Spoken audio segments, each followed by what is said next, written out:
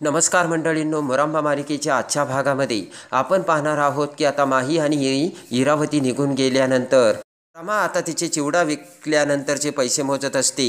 साईची आई आता कपड्याच्या घड्या घालत असते आणि साईची आई म्हणते की किती पैसे आहेत ग? तेव्हा आता रमा म्हणते की 3,000. तेव्हा आता साईची आई म्हणते की बाप्पा 3,000 आणि या 3,000 रुपयात काय करणार आहेस तू? आणि त्यांनी दिलेले जे 10-12 लाख रुपये आहेत ना, त्यामध्ये तू तुझ्यासाठी घर विकत घेणार आहे आणि तुझा बिझनेससुद्धा पुन्हा तू निर्माण तयार करणार आहे. पण मला एक सांग ना, या 3,000 रुपयामध्ये तू तुझा बाळाला शिकू शकशील आणि वाढवू शकशील का ग? ते ऐकताच आता रमा ही साईच्या आईकडे बघते. साईची आई म्हणते की या 3,000 रुपयात तू तुझ्या बाळाची कशी काळजी घेणार? का तुझ्या बाळाला तू असं घरोघरी फिरत राहशील का? ती ऐकताच आता रमा ही पुन्हा साईच्या आईकडे बघते. आणि त्यानंतर आता सायदाची आई म्हणते की शेवटचे 4-5 महिने तुला कामसुद्धा करता येणार नाही पोट्टे. मग काय करशील तू? कशी तुझ्या बाळाला वाढवशील आणि कसं स्वतःचं पोट भरशील? त्यानंतर आता साईची आई रमाला समजावत तिच्या शेजारी येते की हे बघ पोट्टे, अगं मी तुझ्या भाल्याचा आणि तुझ्या बाळाचा भाल्याचाच विचार करते आणि म्हणून तुला हे सांगते.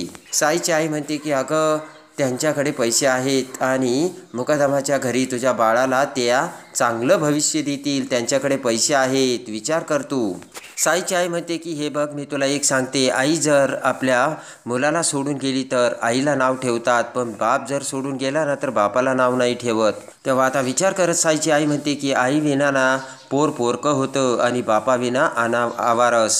आणि त्यानंतर आता साईची आई म्हणते की हे बघ बाळ वाढवणं ना खूप अवघड असतं, बाळ वाढवणं एवढं सोपं नसतं.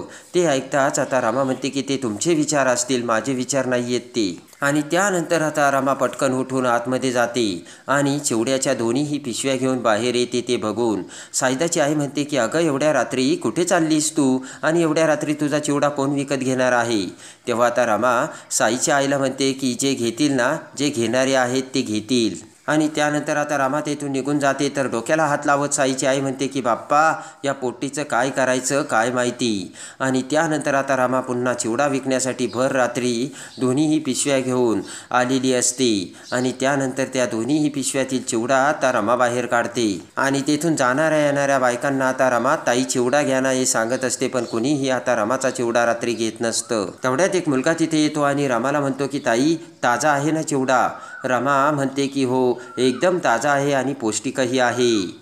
आणि त्यानंतर आता रमा ही चिवडा विकत असते आणि 2 ते 3 लोक आता रमाला विचारतात कसा आहे चिवडा? तेव्हा आता रमा म्हणते की लहान पॉकेट 50 आणि मोठं पॉकेट 100. आणि पुन्हा आता 1 ते 2 लोक आता रमाचा चिवडा विकत घेतात. आणि त्यानंतर मात्र एक मवाली माणूस तिथे येतो आणि तो रमाच्या त्या चिवड्याच्या पिशव्या बघतो आणि रमाने आता पर्ससुद्धा त्या चिवड्याच्या पिशवीवर ठेवलेली असते. तेवढ्यात त्या माणसाचे लक्ष रमाच्या त्या पर्सकडे जाते आणि लगेच तो माणूस रमासमोर येतो आणि म्हणतो की कसा आहे चिवडा? तेव्हा आता रमा त्याला सांगते की 100 रुपये पॉकेट आहे. त्यानंतर तो माणूस म्हणतो की हे लहान पॉकेट? तर रमा म्हणते की 50 रुपये. आणि त्यानंतर मग तो माणूस म्हणतो की हा सगळा चिवडा जर विकत घेतला तर किती पैसे होतील? त्यानंतर रमा त्या चिवड्याच्या पिशव्या मोजू लागते आणि हिशोब करू लागते. आणि तेवढ्यात त्याचा डाव साधून तो माणूस रमाच्या चिवड्याच्या मोठ्या पिशवी सगट तिची पर्ससुद्धा घेऊन तेथून पळून जाऊ लागतो. आणि आता रमा त्याला बघते आणि मोठ्याने चोर चोर असे म्हणत आता रमा त्याच्या पाठीमागे पळणार. तोच रमा थांबते, कारण रमा ही प्रेग्नंट असते आणि त्यामुळे आता रमाला पळता येणार नसतं. हे आता रमाला चांगलं समजतं आणि लगेच रमा तिच्या पोटाला हात लावते. आणि त्याच वेळेस आता रमा स्वतःशी विचार करते की रमा तू प्रेग्नंट आहे आणि तुला तुझ्या बाळाची स्वतःच काळजी घ्यावी लागेल. आणि हे सगळं आता रमाला आठवतं आणि रमा डोळे झाकून तिथेच उभा राहते. आणि आता रमाकडे पैसेही नसतात आणि चिवडाही नसतो. रमाला खूप वाईट वाटतं. आणि त्याच वेळेस समोर मंदिरातली घंटा वाजते आणि रमा त्या मंदिराकडे बघते. आणि आता रमाला मोठा धक्का बसून रमा आता त्या मंदिराकडे जायला निघते. डोक्याला हात लावत रमा आता मंदिरासमोर येते आणि मंदिराच्या एक एक पायऱ्या चढत आता रमा मंदिरावर जाऊ लागते. आणि आता रमा मंदिराच्या पायऱ्या चढत असताना अक्षयचे बोलणे रमाला आठवते. अक्षयने सांगितलेले असते की रमा आपलं बाळ म्हणजे रमा अक्षयच्या प्रेमाचं प्रतीक आहे. आणि त्यानंतर आता रमा ही मंदिराच्या एक एक पायऱ्या चढत वर जाऊ लागते आणि तेव्हा इरावती आणि माही कशा आपल्याकडे आल्या होत्या हे आता रमाला आठवू लागतं. आणि इरावतीने म्हटलेले असते की खरंच रमा तू प्रेग्नंट आहे. तेव्हा आता माहीने म्हटलेले असते की हे बघ रमा, तू तुझ्या बाळाला कसे सांभाळशील, पेक्षा तू असं कर, जेव्हा तुला बाळ होईल ना ते बाळ तू मला देऊन टाक, मी त्याचा ना एकदम छान सांभाळ करील आणि तोपर्यंत मी प्रेग्नंट असल्याचं नाटक करील, असे माहीने आता रमाला सांगितलेलं असतं. आणि रमाला ते सगळं आठवतं. आणि त्यानंतर इरावती ही पैशाचे बंडल तिच्या पर्समधून काढून इरावतीने ते पैसे कसे साईच्या आईच्या हातात दिले हे आता रमाला आठवू लागतं. आणि ते सगळं आठवतच रमा आता अनवाणी पायाने मंदिरामध्ये येते. आणि त्याच वेळेस आता रमा ही समोर देवी आई समोर आलेली असते. आणि देवी आई समोर येताच आता साईच्या आईचे बोलणे आठवते. साई म्हटलेली असते की अगं पोट्टे, देऊन टाक ते बाळ त्यांना, मुकादमाच्या घरी त्यांच्या घरी ना तुझ्या बाळाला अगदी व्यवस्थित वाढवतील, कारण त्यांच्याकडे पैसे आहेत. आणि बाळाला वाढवण्यासाठी या जगात पैसे लागतात, तसं बाळाला वाढवता येत नाही, खूप अवघड आहे ग, असे आता साईच्या आईचे बोलणे रमा आठवू लागते. खरंच त्या तुझ्या बाळाला चांगलं भविष्य देतील. तिची आई म्हणते की आई विना पोर हे पोरकं होतं आणि बापा विना अनवरस. आणि एक बाळ या जगात वाढवणं एवढं सोपं नसतं, हे आता साईच्या आईचे बोलणे रमाला आठवताच रमा आता वर घंटाकडे बघते आणि रमा देवीची घंटा वाजवते. आणि त्यानंतर आता हात जोडतच रमा देवी आईला म्हणते की आई, मला एवढं मोठं कर की मी माझ्या बाळाला व्यवस्थित सांभाळू शकेन. आणि त्यानंतर माहीचे बोलणे आता रमाला आठवलेले असते. रमाने ज्या वेळेस आता माहीच्या म्हणण्यानुसार टॅटू काढलेला असतो त्यावेळेस माही म्हटलेली असते की मला ना रमा असं वाटतं की तू तुझ्या हातावर परफेक्ट टॅटू काढ, म्हणजे तुला मग काहीच अडचण येणार नाही. आणि माहीच्या सांगण्यानुसार आपण कसे आपल्या हातावरती माहीसारखा टॅटू काढला होता हे आता रमाला आठवते. आणि हा टॅटू जेव्हा सगळेजण बघतील तेव्हा सगळेजण म्हणतील की तू माही नाही आहेस म्हणून. आणि त्यानंतर आता आपले रूप घेऊन डोक्याला पट्टी बांधून लागल्याचं नाटक करत माही ही कशी मुकादमाच्या घरात आली होती आणि माहीने आपल्याला कसं रिप्लेस केलं हे सगळं आता भरल्या डोळ्यांनी रमा आठवून रमा देवी आई समोर घंटा वाजू लागते. आणि जखमी अवस्थेत माही ही रमा बनून कशी मुकादमाच्या घरी आली आणि येता क्षणी ती अक्षयला मिठी कशी तिने मारली हे सगळं रमाला आठवतं. त्यावेळेस रमाने म्हटलेले असते की काय करतेस तू हे माही. तेव्हा माही सांगते की कोण माही, मी रमा आहे. आणि त्यानंतर घरच्यांनी सुद्धा ही रमा नाही तर ही माई आहे असे म्हणत आपल्याला कसं डावललं आणि टॅटूमुळे आपण कसं फसलो गेलो. आणि रमाने म्हणजे माहीने रमाचे सगळे काही खुणा सगळे काही आता कशा आत्मसात करून घेतल्या आणि सगळ्यांसमोर तीच रमा आहे हे कसं दाखवलं हे सगळं आता रमाला आठवते. आणि त्यानंतर रमा देवी आईला हात जोडते आणि म्हणते की आई, मला ना आता मागे जायचं नाही आहे आणि मला मागे बघायचंही सुद्धा नाही आहे. देवी आई, मला तू एवढं मोठं कर की माझी ओळख आणि माझी किंमत कोणीच करू शकणार नाहीस आणि माझी ओळख कोणीच हिसकावून घेऊ शकणार नाही. आणि इकडे आता नैना ही मुकादमाच्या घरी आलेली असते आणि आता तिथे सगळेजण बसलेले असतात. आणि त्याच वेळेस आता नैनाला बघताच आय्याजीला खूप राग येतो. आय्याजी म्हणते की नैना, तुला लाज वाटते का? ज्या ताटामध्ये खाल्लंस त्याच ताटामध्ये तू विष कालवलंस. तेव्हा आता नैना म्हणते की खरं तर हे सगळं मी खूप अगोदर करायला हवं होतं. नैना म्हणते की मला वाटतंय की मी यामध्ये काही चूक केली नाही आहे, जे मला करायला हवं होतं ते मी केलंय. ते ऐकून आता इरावती म्हणते की काय बोलतेस तू? जेव्हा तुझ्यावरती अन्याय होत होता तेव्हा तू का नाही वाचा फोडलीस? आणि तेवढ्यात रागाने अभि आता नैनाकडे बघतो आणि म्हणतो की त्यावेळेस ती काहीच बोलणार नव्हती आत्या, कारण त्यावेळेस ना तिला पैसे गोड लागत होते. आणि त्याच वेळेस आता आय्याजी म्हणते की एक शब्दही बोलू नकोस नैना. आणि लगेच आता आय्याजी शशिकांतला म्हणते की शशिकांत, मार ते पैसे तिच्या तोंडावरती. आणि आता टेबलवर खूप सारे पैशाचे बंडल ठेवलेले असतात.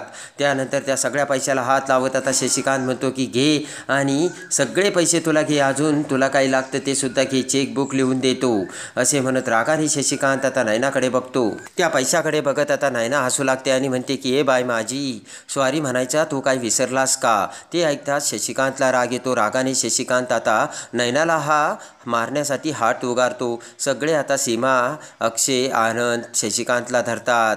शशिकांत म्हणतो की तुझी लायकी आहे का मी तुला सॉरी म्हणायचं का? सीमा म्हणते की अहो तुम्ही शांत व्हा ना जरा. शशिकांत म्हणतो की मी शांतच आहे पण ही नयना मला भडकावते. तर अक्षय म्हणतो की जरा ऐका आईचं ऐका. आनंद आणि अक्षय दोघेही आता शशिकांतला समजावू लागतात. अक्षय म्हणतो की ती ऐका आईचं ऐका नाही तर परिस्थिती ना अजून हाताबाहेर जाईल. आणि त्यानंतर राग येऊन नयना आता शशिकांतकडे बघते, अक्षयकडे बघते. नयना म्हणते की सोडा ना त्यांना कशाला पकडलं आणि हे काय करतात ना आता मला बघायचंच आहे. अक्षय आता कपाळाला हात लावतो आणि त्यानंतर आता नयना म्हणते की मी ना आता यांना अजिबात नाही घाबरत. मी त्यांना ना तोपर्यंत घाबरत होते जोपर्यंत मला तुमच्याकडून प्रेम मिळत होतं. नयना म्हणते की मला तुमच्याकडून आपुलकीची अपेक्षा होती, चांगुलपणाची अपेक्षा होती पण आता यामध्ये काहीच मला तथ्य वाटत नाही. पण आता माझी खात्री झाली तुम्ही लोक कोणाशी कधी चांगलं वागूच शकत नाही असे आता नयना ही सगळ्यांना सांगते. आणि त्यानंतर आता रडतच नयना म्हणते की तरीसुद्धा तुम्ही रमाला ओळखलं नाही आणि खऱ्या रमाला तुम्ही बाहेर काढलंच ना. आणि आज रमा कोणत्या अवस्थेत आहे तुम्हाला माहीत तरी आहे का? आणि लगेच आता राग येऊन नयना म्हणते की जी माणसं आपल्या सुनेसोबत असं वागू शकतील आणि शकतात ते माझ्याशी काय चांगलं वागणार. ते ऐकताच आता अक्षयला राग येतो. हात करत आता अक्षय म्हणतो बस झालं. आणि त्यानंतर आता अक्षय म्हणतो की शशिकांत मुकादमावरून आता गाडी आमच्यावर घसरलीस का तुझी नयना? इकडे आता सीमा विचारात पडते. आणि आता रमाचं नाव घेता क्षणी इकडे इरावती आणि माहीला धक्का बसलेला असतो. अक्षय म्हणतो की आता तुझ्याजवळ बोलण्यासाठी काही नाही. शशिकांत मुकादमाला दिलं सोडून आणि आता आमच्याकडे तुझी गाडी वळाली नाही का? आणि त्यानंतर नयना म्हणते की अरे अक्षय माझं तू ऐक. तर अक्षय म्हणतो बस झालं आता तू आणखी आमच्या मनात विष कालवण्याचा प्रयत्न करू नकोस नयना. आणि त्यानंतर आता हे पैसे घे आणि चल निघ इथून असे अक्षय ठणकावून आता नयनाला सांगतो. तर नयना त्यांच्याकडे बघत म्हणते की जेव्हा तुमच्या डोळ्यावरची पट्टी निघेल त्यावेळेस खूप उशीर झालेला असेल अक्षय, एवढं तू लक्षात ठेव. आणि लगेच आता शशिकांत म्हणतो की चल निघ इथून हे पैसे उचल आणि पळ. आणि तेवढ्यात आता इरावती चुटकी वाजवत नयनाला म्हणते की चल हे पैसे घे आणि निघायचं करायचं. आणि त्यानंतर इकडे आता रमा ही त्याच मंदिराच्या पायऱ्यावरती बसते. रमाला आता सगळं आठवतं. रमाने म्हटलेले असते की तुझ्याकडे पैसा आहे, ताकद आहे तर मग तुला माझे नाव वापरायची आणि माझी ओळख वापरायची काय गरज आहे माही, हे आता रमाला आठवू लागतं. आणि त्यानंतर इरावतीने म्हटलेले असते की ही ना तेच करते. तू ज्या वेळेस हे बाळ जन्माला येशील त्यावेळेस त्या बाळाला काय देणार आहे आणि तुला तर त्याला नावसुद्धा देता येणार नाही आणि तुझ्याकडे तेवढंसुद्धा राहिलेलं नाही आहे. ही इरावतीचे बोलणे रमा आठवू लागते. आणि इकडे आता साईच्या आईने सुद्धा म्हटलेले असते की तू काय करणार आहेस, तुझ्या बाळाला देण्यासाठी तुझ्याकडे काही आहे का? आणि खरोखर आता रमाकडे काहीच नसते. ही रमाच्या डोळ्यासमोर येते. साईच्या आईने रमाला म्हटलेले असते की हे बघ रमा, मला असं वाटतं की तू त्या बाळाला त्यांना देऊन टाकावंस आणि त्यांनी दिलेले पैसे घ्यावेस. असे म्हणत साईच्या आईने आता ते दिलेले पैसे रमासमोर धरले आले असतात. हे सगळं आता रमाला आठवतं. आणि तरीसुद्धा आपण कसा नकार दिला हेही आता रमाच्या डोळ्यासमोर येते. साईची आई म्हणते की त्यानंतर रमा तुला कसं जगायचं ना तसं तू जगू शकतेस. तुझ्या बाळाची घेतील ती काळजी. आणि त्यानंतर तेवढ्यात आता तायडी अशी हाक मारत भूषण पळत असते. ते येतो आणि भूषणने रमाचा चोरून नेलेला चिवडा, त्या चिवड्याची पिशवी आणि रमाची पर्स आता रमाकडे आणून दिलेली असते. आणि भूषण म्हणतो की हे बघ तायडे, हे घे तुझे पैसे आणि मोजून बघ. भूषणला बघताच रमाला आनंद होतो आणि रमा पटकन उठून उभा राहते. आणि लगेच आता रमा म्हणते की देवासारखी तुम्ही धावून आलात भूषण दादा, पण तुम्हाला हे कसं कळलं? आणि तेवढ्यात आता भूषण ही घडलेली सगळी हकीकत सांगतो. आणि ज्या वेळेस तो मवाली मुलगा रमाची चिवड्याची पिशवी आणि पर्स घेऊन पळत असतो त्यावेळेस भूषण सुद्धा तिथे हातगाडीवर आलेला असतो. आणि तो सगळं बघता क्षणी भूषण आता त्याचा पाठलाग करतो आणि त्याच्याकडून त्या सगळ्या वस्तू भूषणने घेतलेल्या असतात. ते सगळी हकीकत भूषण आता रमाला सांगतो आणि म्हणतो की तायडे, अगं काय तुझी ही अवस्था झाली आणि तुझ्या सोन्यासारख्या संसाराला कुणाची नजर लागली? रमा आता खाली बघते. आणि त्यानंतर आता रमा भूषणला सांगू लागते की तुम्हाला माहिती नाही माझा ॲक्सिडेंट झाला होता, तुम्हाला माहिती आहे का? तर आता भूषण म्हणतो हो तुझा ना तायडे ॲक्सिडेंट झाला होता ते मला कळलं होतं, पण त्याच्या पुढे काय झालं ना ते मला नाही माहिती असे भूषण बोलतो. आणि तेव्हा आता रमा भूषणला सांगू लागते की जेव्हा माझा ॲक्सिडेंट झाला होता ना तेव्हा मी नव्हते शुद्धीवरती आणि आपला ॲक्सिडेंट झाल्यानंतर त्यानंतर आपण कसे साईच्या घरी आलो होतो, साईने आपल्याला घरी आणलं होतं आणि जेव्हा आपण शुद्धीवर आलो त्यावेळेस आता साईच्या आईने म्हटलेलं असतं की तुझं नाव श्राद्धा आहे, श्राद्धा.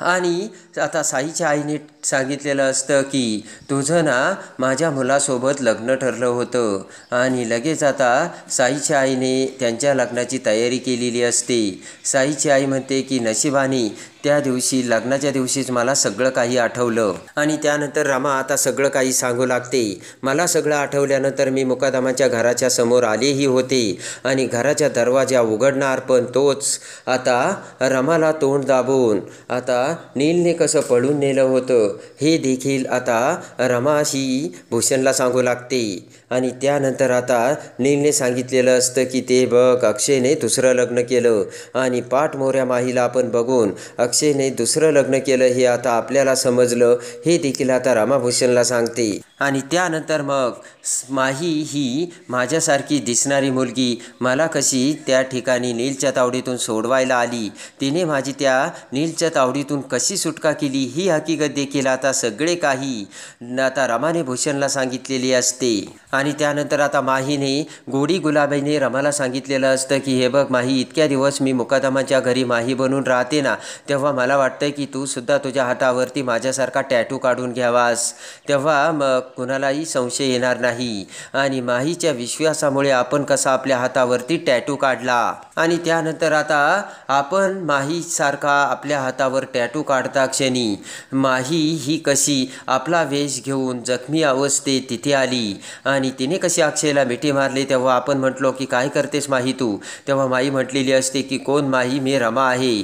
आणि त्यावेळेस आता मला कसं सगळ्यांनी माही बनवलं आणि माहीला कशी रमा समजलंय हे सगळे आता रमाने भूषणला सांगितलेले असते. ते सगळं ऐकताच आता भूषणला वाईट वाटतं आणि भूषण म्हणतो की तायडे, हे जे काही तुझ्यासोबत झालं ते खूप वाईट झालं, पण मी तुला देवाच्या समोर सांगतो तुझी ओळख तुझ्यापासून कोणी चिरावून घेऊ शकत नाही.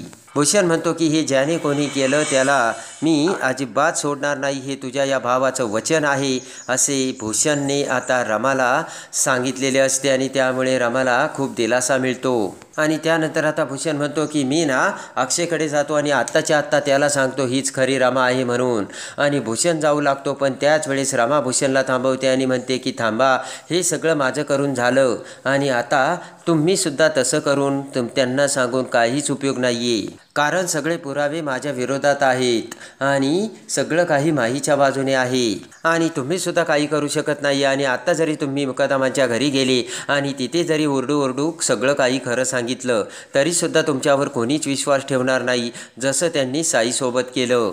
आता भूषण विचारात पडतो. जाताना ते काय म्हणाले माहिती आहे का, तू हे सगळं पैशासाठी करतेस. साईंना सुद्धा ते तेच म्हटले आणि तुम्हाला सुद्धा भूषण दादा ते तेच म्हणणार आहे असे रमा बोलते. आणि त्यानंतर आता भूषण म्हणतो की तायडे, ते मला काहीही म्हणू दे, अपमान करतील फार तर फार माझा, पण माझ्या बहिणीसाठी मी अपमानसुद्धा खायला तयार आहे. रमा म्हणते की मी तुम्हाला म्हणते ना हे सगळं करून आता काहीच उपयोग नाही आहे. आणि पोटाकडे बघत आता रमा म्हणते की गरीब लोकांना ना काहीच किंमत नसते असे म्हणतात आणि श्रीमंत लोकांना असं वाटतं की आपण जर त्यांना पैसा दिला गरीब लोकांना तर ते बदलतात, पण असं काही नसतं.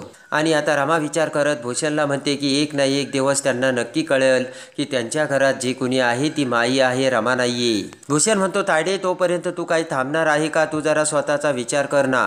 तेव्हा आता रमा म्हणते की विचार करून काहीच उपयोग नाही भूषण दादा. आणि रमा म्हणते की मी असं नाही करू शकत, कारण आता माझ्यावरती खूप मोठी जबाबदारी आहे माझ्या बाळाची. आणि ते ऐकताच आता भूषण म्हणतो की बाळाची काय सांगतेस तायडे, आणि म्हणजे मी मामा होणार. आता भूषणला सगळ्यात मोठा आनंद झालेला असतो आणि पटकन देवी आई समोर येत भूषण म्हणतो की वा देवी आई, अखेर तू मला कौल दिलास, मला मामा बनवलंस. आणि लगेच आता भूषण म्हणतो की देवी आई मी पाया पडतो, आपल्याला आत्ताची आनंदाची बातमी कळाली. असे म्हणत भूषण आता देवी आईच्या पाया पडतो. सगळ्यात मोठा आनंद आता भूषणला झालेला असतो आणि रमा आई होण्याचा. आणि तेवढ्यात आता मोठ्याने हात वर करत ओरडतच भूषण आनंदाने म्हणतो की मी मामा होणार आहे मामा.